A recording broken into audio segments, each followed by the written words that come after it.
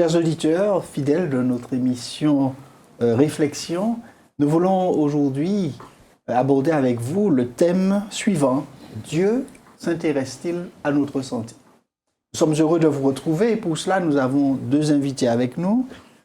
Jean-Hugues Vallier, qui est pasteur de l'Église adventiste de la Martinique, et Hilary Lucéa, qui est aussi pasteur de cette même fédération, qui nous font l'honneur d'être avec nous pour cette nouvelle émission sur ce thème-là. Ils vont nous apporter des éclaircissements pour nous aider à mieux comprendre en quoi Dieu s'intéresse-t-il à notre santé. En 1952, l'OMS définit la santé publique comme la science et l'art de prévenir les maladies, de prolonger la vie, d'améliorer la santé physique et mentale à un niveau individuel et collectif. Quand on cherche dans les définitions données, notamment Wikipédia, présente la santé comme un état complet de bien-être physique, mental et social, et il précise que cela ne consiste pas seulement en une absence de maladie ou d'infirmité. En allant en chercher encore plus loin, dans ce document édité au Québec, qui s'intitule « La santé et ses déterminants, mieux comprendre pour mieux agir », voici ce qu'on trouve. Il est d'usage de considérer la santé dans une perspective dynamique plutôt que statique. Selon cette vision, la santé résulte d'une interaction constante entre l'individu et son milieu. Elle n'est plus considérée uniquement comme l'absence de maladie, mais comme une ressource de la vie quotidienne. Précisément, la santé est définie comme la capacité physique, psychique et sociale des personnes d'agir dans leur milieu et d'accomplir les rôles qu'elles entendent assumer d'une manière acceptable pour elles-mêmes et pour les groupes dont elles font partie. Alors, quand je lis tout ça, la question qui me vient à l'esprit, ces définitions conviennent-elles à la compréhension biblique de la santé? On peut concevoir la santé comme une absence de maladie, effectivement, mais lorsque l'on considère la Bible, on va réaliser que la santé, elle est globale. Elle concerne l'homme dans son intégralité, dans sa totalité. C'est-à-dire que cette santé a trait à son équilibre mental, physique et aussi spirituel. Donc c'est une notion qui va bien au-delà du simple fait de n'être pas touché par une maladie quelconque. Effectivement, et dans ces définitions, on ne trouve pas la notion de spiritualité. Voilà. Alors, je voudrais vous ramener à l'origine, puisqu'il s'agit de savoir si Dieu s'intéresse à notre santé, pour voir lorsque Dieu a créé l'homme, si dans les éléments qu'il a mis autour, il prenait déjà en compte ces éléments-là. Et là, je vous invite à revenir avec moi dans le livre de la Genèse. Au chapitre 1, verset 29, quand Dieu a créé l'homme, eh bien, on trouve cette déclaration après la création de l'homme. Dieu donne les consignes à l'homme qu'il a placé dans le jardin d'Éden. Au verset 29 du chapitre 1er, on dit, Dieu dit, « Voici je vous donne toute herbe portant de la semence qui est à la surface de toute la terre, et tout arbre ayant en lui du fruit d'arbre et portant de la semence, ce sera votre nourriture. » Alors ma question, Dieu avait-il prévu un lien entre cette nourriture et la santé de l'homme? Santé dont vous dites qu'elle est une santé globale. Oui. Dieu avait-il prévu un lien entre cette nourriture et la santé? Donc nous voyons que ceux qui fabriquent les voitures, etc., ou quel que soit l'appareil, nous donnent un manuel d'utilisation. Et donc Dieu nous a créés à son image et il sait comment il nous a créés, il sait comment fonctionne notre corps. Et donc là, il nous dit, voilà ce qui va vous servir de nourriture. Donc, il sait ce dont le corps a besoin. Et dans cette nourriture, aujourd'hui, scientifiquement, nous savons que nous retrouvons des éléments nécessaires au bon fonctionnement de notre corps dans la nourriture. D'accord, qui correspond à nos besoins. Donc, nous voyons que ce n'est pas un hasard ici. Si Dieu prévoit cette nourriture-là pour l'homme, parce que il connaît le corps, il connaît le fonctionnement, et il a placé les éléments nécessaires pour le fonctionnement du corps de l'homme dans la nourriture. Donc cette nourriture dont on parle ici, ce sont des céréales, des fruits, des choses, des herbes qui portent de la semence, qui sont prévues ayant des éléments nécessaires à cela. Alors, je ne sais pas s'il y a une intervention que vous voudriez faire là-dessus, Jean-Luc. Tout à fait. Donc, l'homme, au départ, était végétarien. Oui. Donc, les substances animales ne faisaient pas partie de son alimentation.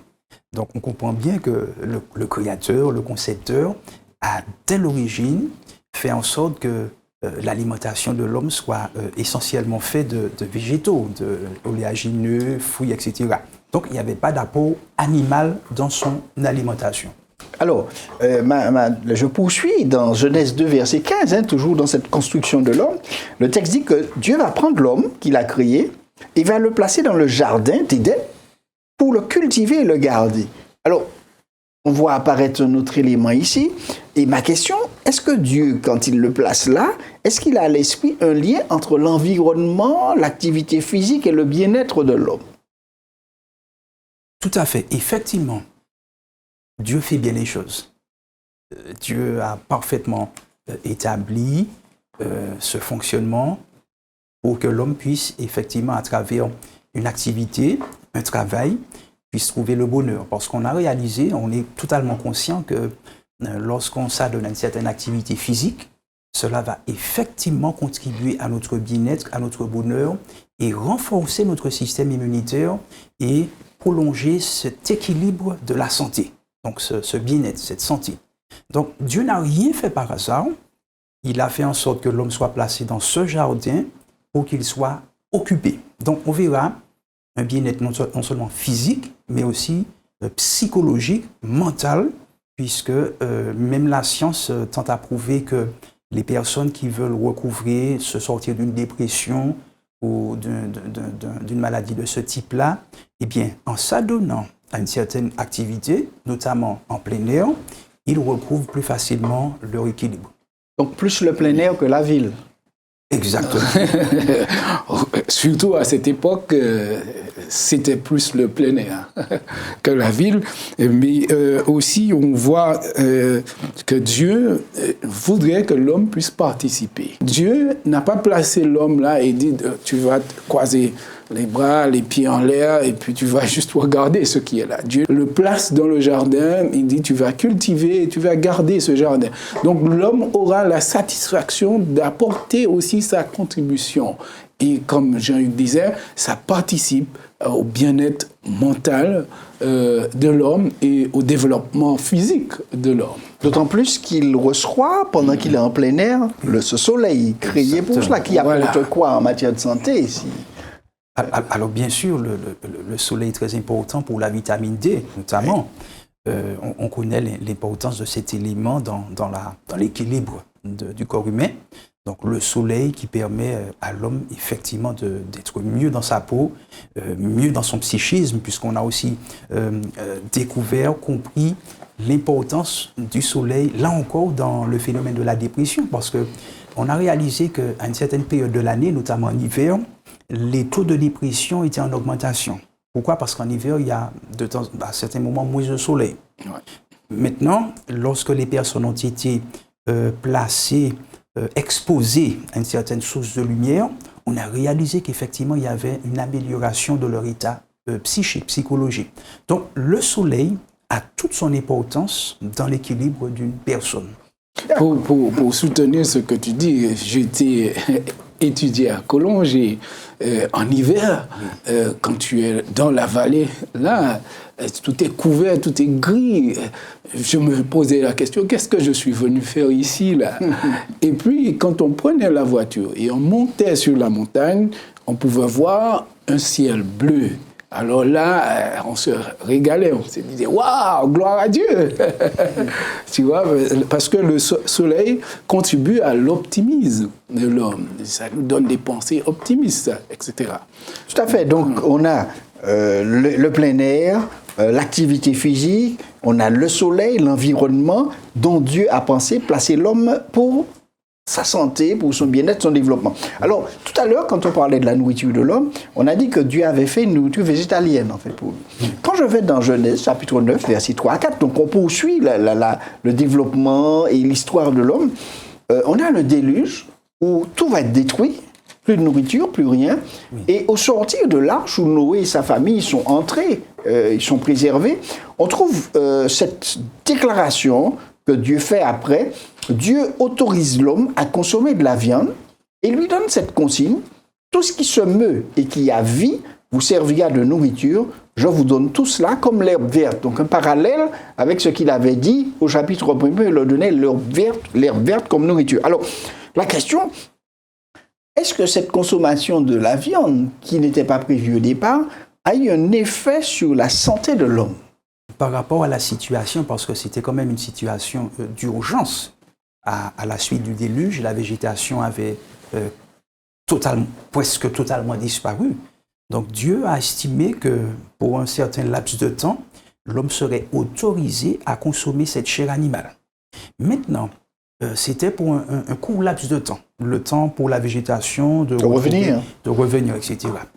Alors au fil du temps, on a réalisé que cette consommation de viande a des effets très néfastes sur la santé d'une personne. Donc là, je ne vais pas lister toutes les conséquences qui peuvent résulter d'une consommation trop intense de cette viande-là.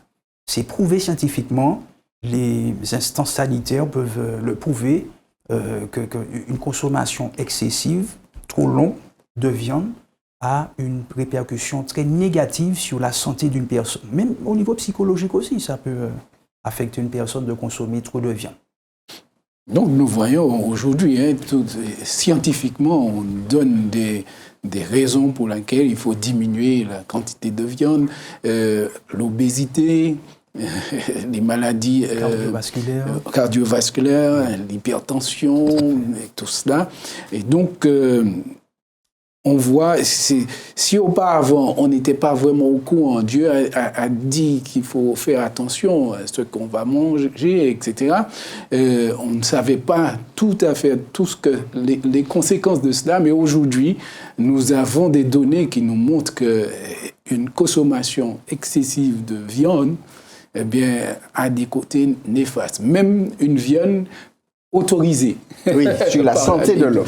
En effet, effectivement, quand on parcourt le livre de la Genèse, on constate qu'à la sortie du déluge, le nombre d'années de vie des hommes sur Terre qui se montaient au-delà de 900 ans va diminuer drastiquement pour redescendre à 400, 200 et arriver dans les 100 ans. Donc il y a eu un effet. Oui. Le psalmiste va dire jusqu'à 70. Oui, il va dire les plus robustes jusqu'à 70. Donc ça veut dire que c'était bien descendu. Aujourd'hui, ça remonte un peu, mais effectivement, les effets de la viande sur la santé ont un effet impactant qui n'était pas effectivement prévu au départ. Alors, quand je continue... Et même Dieu a donné la consigne de ne pas manger la chair et le sang. Tout à fait. Parce que le sang, c'est un véhicule des impuretés. Oui. D'accord ? Et quand on va manger le sang, ça va apporter des impuretés aussi dans notre corps et qui auront des conséquences sur notre santé. Oui, et c'est pour ça que Dieu, dans le livre des Lévitiques, parce qu'il avait à l'esprit notre santé, a bien fait une distinction entre ce qu'il appelait les viandes pures, des animaux purs, et la viande qui venait des animaux impurs. Pourquoi ? Parce que vous avez certaines espèces animales qui ont, dans leur constitution, sont vecteurs de certaines maladies, comme le porc, par exemple, qui a en lui certains microbes, certaines bactéries qui sont très nocives pour l'homme. Alors, justement, ça m'amène à ce texte du Lévitique où Dieu donne un certain nombre de conseils, de consignes. Alors, ça vient après, mais on se rend compte que quand on lit la Genèse, il y a déjà une distinction entre ce qui est animal pur et pas pur, qui existait déjà. Et dans le Lévitique chapitre 11, il y a une déclaration que j'ai trouvée très intéressante, qui se trouve Lévitique 11, versets 45 à 47, où, après avoir listé un petit peu ces viandes à consommer, à ne pas consommer, Dieu conclut en disant à l'homme: « Je suis l'Éternel, qui vous ai fait monter du pays d'Égypte pour être votre Dieu. » Donc il parle en fait au peuple d'Israël. « Et pour que vous soyez saints, car je suis saint. Telle est la loi touchant les animaux, les oiseaux et tous les êtres vivants qui se meuvent dans les eaux et tous les êtres qui rampent sur la terre, afin que vous distinguiez ce qui est pur, ce qui est impur et ce qui est pur. » Et il précise l'animal qui se mange, l'animal qui ne se mange pas. Oui. Alors quand on lit cette déclaration, y a-t-il un objectif recherché ici par Dieu précisément en matière de santé globale de l'homme? Oui. Bien, je crois que Dieu, qui est le créateur quand même de ces animaux-là, connaît les propriétés de chacun d'eux. Donc il sait pertinemment quel type d'animaux peuvent être consommés sans risque. Par conséquent, il va faire cette distinction, cette séparation, et bien indiquer à l'homme les catégories, les types d'animaux qu'il pourra consommer sans danger pour sa santé. Et dans le Lévitique, vous allez voir toute une liste, tant au niveau des animaux marins que des animaux terrestres et des animaux aussi qui sont volants. Donc là, Dieu est tellement merveilleux, il va donner un listing assez détaillé qui permettra à l'homme de ne pas trop se tromper dans le choix de son alimentation. Oui, il y a vraiment des détails dans le Lévitique pour nous aider à faire la distinction, parce que pour les poissons, il est dit qu'il faut qu'il y ait nageoires et des écailles, etc. En écoutant ces derniers temps étonnants, on voit que dans le monde des poissons, etc., aquatiques, il y a au moins plus de 240 000 espèces. D'accord? Et il dit que les espèces sont divisées en 12 catégories et finalement, il n'y a qu'une catégorie vraiment que l'homme peut consommer sans trop de danger. Parce que, d'une manière générale, certains animaux sont là pour filtrer, pour nettoyer. Voilà, des éboueurs. D'accord, des éboueurs. Et donc, quand on les mange, eh bien, on va ingurgiter des impuretés. Donc, ils ne sont pas propres pour la santé de l'homme. Et dans ce texte que je viens de lire, il y a aussi il y a quelque chose qui m'a interpellé, c'est que au début, quand Dieu dit, voilà, je vous ai fait sortir d'Égypte pour que vous soyez saints, car je suis saint. Dans la description qu'il donne, en plus de l'objectif santé, semble avoir un lien avec la sainteté. Comment est-ce que l'on peut voir ce lien entre nourriture, ce qu'il va manger, et ce que Dieu appelle sainteté, c'est-à-dire devenir semblable à lui? En lisant, j'ai découvert que aussi lorsqu'on mange des animaux, eh bien, les caractéristiques de cet animal peuvent aussi être transmises à l'homme. Donc, si c'est un animal sauvage, un animal qui est féroce, en quelque sorte, eh bien, ça peut animaliser notre nature. Donc, ce qui fait que ça peut nous rendre vraiment agressifs, irritables, etc. Et ça ne contribue pas forcément à la sainteté. Donc, tandis que si on mange des choses qui sont plus, comment on dit ça, qui permet un équilibre plus paisible du corps, cela nous permet de mieux nous maîtriser. Et ainsi, nous pouvons mieux vivre la relation qu'il faut avec ceux qui sont autour de nous et refléter aussi la gloire de Dieu. Oui, alors, il y avait, dans ma jeunesse, j'entendais souvent les gens dire par exemple, quand ils tuaient un animal, ils buvaient le sang de l'animal en disant qu'ils vont récupérer la force de l'animal. Et donc, c'est quelque part des caractéristiques. Donc, ce qui corrobore un petit peu cette idée qu'il y avait dans l'esprit des gens. Et Dieu, dit le texte ici, veut que l'homme, par ce qu'il consomme, devienne saint, donc se rapproche de sa personne et devienne à l'image de ce qu'il est, c'est-à-dire un être dépourvu de tout ce qui est négatif et plein de choses positives qui emmènent à des relations paisibles et autres avec les hommes, tant mentalement, physiquement, psychiquement aussi. Alors, on regarde même, il y a une forme de dépravation. Dieu nous dit de ne pas consommer le sang, et beaucoup de ceux qui consomment le sang ont l'impression que ça apporte un élément aphrodisiaque. Et finalement, ces gens-là vont se croire tellement puissants, virils, ils ne restent même pas avec une seule femme, comme Dieu demande. Alors, donc l'objectif que Dieu veut pour nous, c'est lui ressembler et surtout rester dans les principes qu'il nous a donnés. Alors, il y a un autre élément que j'ai vu apparaître, qui apparaît aussi dans le Lévitique, c'est l'eau, l'utilisation de l'eau.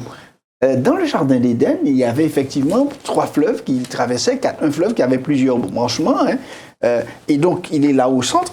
Dans le Lévitique, on parle souvent des bienfaits de l'eau. Est-ce que l'eau, l'utilisation de l'eau peut avoir un rapport avec notre santé? Est-ce que Dieu avait prévu cette eau-là pour cela? Est-ce que vous avez un petit peu pensé à cette utilisation de l'eau qui va apporter quelque chose? Je sais que quand on était au Moyen-Âge, il y avait cette fameuse maladie, la peste, qui sévissait. Tout à fait. Et elle a été... beaucoup de choses ont été réduites, des transferts de microbes, de pathogènes, par le fait que les gens ont commencé à se laver les mains. Et aujourd'hui encore, la consigne est donnée, se laver les mains parce que par les mains on transportait. Et l'usage de l'eau avec le savon permet d'éliminer cela. Et faire reculer la peste. Il me semble que le lavage des gens, qu'on demandait aux gens de se baigner, a fait reculer la peste. Est-ce que vous avez quelques idées, connaissances sur ce domaine-là, l'utilisation de l'eau, les bienfaits de l'eau pour la santé? Donc, on peut dire que Dieu savait ce qu'il disait, parce qu'on voit que dans le Lévitique, il est parlé de situation de l'homme qui aura gonorrhée. C'est ça, c'est une maladie. Et les maladies sont transmissibles au travers des virus, des germes, on peut dire. Donc, Dieu ne souhaitait, parce que c'est pourquoi Dieu dit que quand il touche quelque chose, quand il s'assied, etc., il faut que ces lieux-là soient lavés, purifiés, pour qu'il n'y ait pas la transmission de germes, de maladies dans le corps. D'accord? Parce qu'aujourd'hui, l'eau est beaucoup plus accessible pour nous, tandis qu'à cette époque, l'eau n'était pas aussi accessible. D'accord? Donc, Dieu prenait les précautions parce qu'il savait que l'eau avait une importance dans l'élimination des virus. D'accord? Et comme tu as précisé, que les hommes ont plus tard découvert que, en se lavant les mains seulement, ils éliminaient une grande partie des maladies. Qui étaient transportées effectivement d'une personne à l'autre lorsqu'ils soignaient les gens. Alors, il y a autre chose qui est interpellant, c'est que quand on poursuit dans l'histoire biblique, quand on va vers le Nouveau Testament, on trouve Jésus, Fils de Dieu, qui guérit. Et lors d'une guérison, j'ai pris l'exemple de Bartimée, cet aveugle qui approche Jésus et qui va lui demander la guérison. Bartimée dit qu'il souhaite que Dieu être guéri, c'était un aveugle. Lors de la guérison de Bartimée, Jésus lui demande « Que veux-tu que je te fasse ?»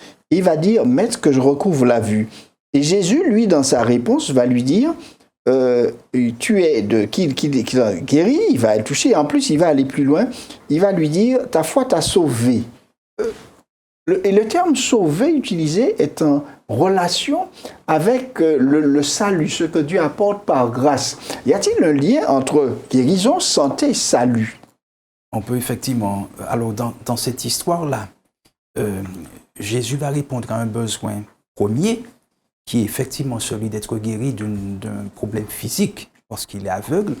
Et donc, le Seigneur va lui demander, est-ce que tu veux vraiment être guéri? Donc, il va confirmer sa demande. Et Jésus va accéder à sa demande. Alors, il opère cette première guérison, mais Jésus, dans sa vision des choses, voit au-delà d'une guérison physique. Il voit quelque chose de plus important que d'être guéri physiquement.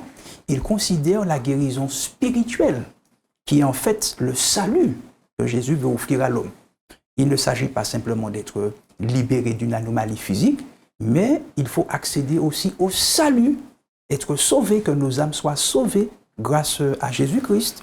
Et donc, on voit ici que Dieu, depuis la création, a toujours cherché à ce que l'homme soit en santé de manière globale, holistique, qu'il soit en santé physiquement, mentalement et aussi spirituellement. C'est-à-dire qu'il accepte le salut que Jésus, lui, veut lui offrir. Donc, ça n'a jamais laissé, Dieu n'a jamais perdu de vue son désir pour l'homme d'être entièrement en santé de manière holistique. Alors, j'ai deux citations que je vais vous soumettre et je vous demande un petit peu votre avis. Citation que j'ai relevée, c'est un auteur chrétien du nom d'Ellen G. White qui dit, parlant de la santé est un trésor. C'est le bien le plus essentiel de tout mortel. La richesse, les honneurs et la culture sont trop chers payés si c'est au prix de la vigueur et de la santé. Aucun de ces succès n'est source de bonheur si la santé est mauvaise. L'esprit et le corps sont unis par des rapports très étroits. Ce qui affecte l'un se répercute aussitôt sur l'autre. La condition de l'esprit est largement influencée par l'état de santé du corps. Lorsque l'esprit est libre et heureux, conscient de faire le bien et satisfaire de pouvoir contribuer au bonheur d'autrui, il en résulte une joie qui agit sur le corps tout entier, favorisant la circulation du sang, tonifiant tout l'organisme.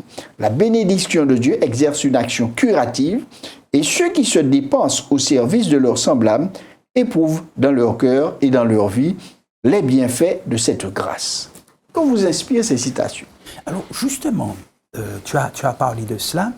Je veux mettre le focus sur la nécessité pour quelqu'un de travailler, c'est vrai, mais de trouver un juste équilibre entre le temps passé à travailler et le temps passé à se reposer. Parce que nous vivons dans une société qui a tendance à promouvoir l'excès de travail. Il y a par exemple ce fameux président qui disait « Travaillez plus pour gagner plus ». Alors, sachant que certaines personnes sont dans parfois des situations financières un peu compliquées, elles jugent qu'il faille beaucoup travailler 7 jours sur 7 sans s'accorder du repos. Et on voit les dégâts que cela génère sur la santé d'une personne. À travailler de manière excessive sans s'accorder le repos qu'il faut pour effectivement demeurer en bonne santé. Alors, il faut trouver l'équilibre entre travailler et se reposer qui contribue à la santé d'une personne. Donc nous voyons dans ce monde où nous vivons, tout le monde court après le trésor. Tout le monde rêve de trouver un trésor caché, etc., pour devenir riche, etc. Mais c'est très interpellant le fait que la première phrase dit « la santé est un trésor ». Et si on peut estimer cela, c'est très bien, parce qu'il est dit que la reine c'est Marie II, je crois, sur son lit de mort, a dit qu'elle était prête à donner la moitié de ses biens pour retrouver la santé. D'accord? Donc, elle précise bien que sans cette valeur, ce trésor de santé, tout le reste ne sert plus à rien.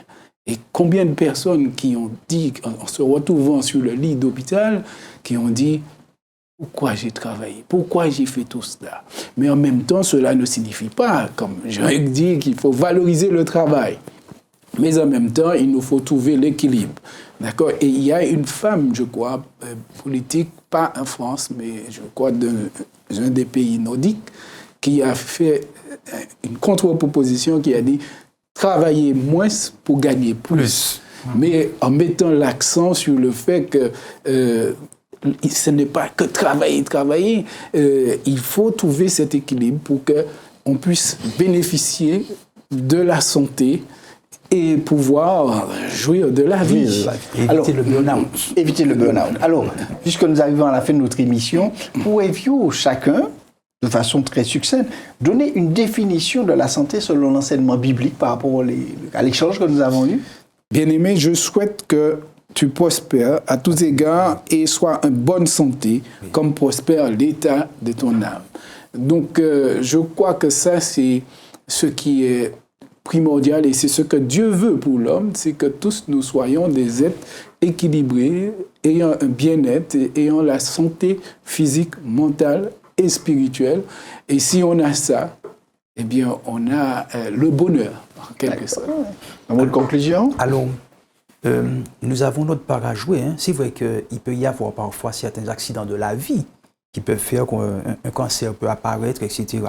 Mais de manière générale, notre santé dépend de nous, dépend de la manière dont nous allons appliquer tous ces principes que Dieu a déjà placés dans sa parole. Si nous les appliquons, nous les incorporons, eh bien, nous facilitons, eh bien, nous allons promouvoir un meilleur état de santé. D'accord. Eh bien, chers amis, c'était un plaisir pour nous d'être avec vous pour traiter de ce sujet. Dieu s'intéresse-t-il à notre santé? Oui, Dieu s'intéresse à notre santé et il avait prévu pour nous des règles, des éléments à suivre afin que nous soyons en bonne santé mentale, physique et spirituelle. Et comme il a été dit tout à l'heure, que nous prospérions à tout égard, que nous soyons en bonne santé, mais aussi que l'état de notre âme soit aussi en bonne santé, parce que la santé n'est pas seulement physique, elle est aussi mentale, mais aussi spirituelle. Que Dieu permette que chacun d'entre nous, nous travaillions à ces éléments-là afin d'être en bonne santé et de pouvoir jouir pleinement de non seulement cette santé, mais du temps qu'il nous a donné sur cette terre.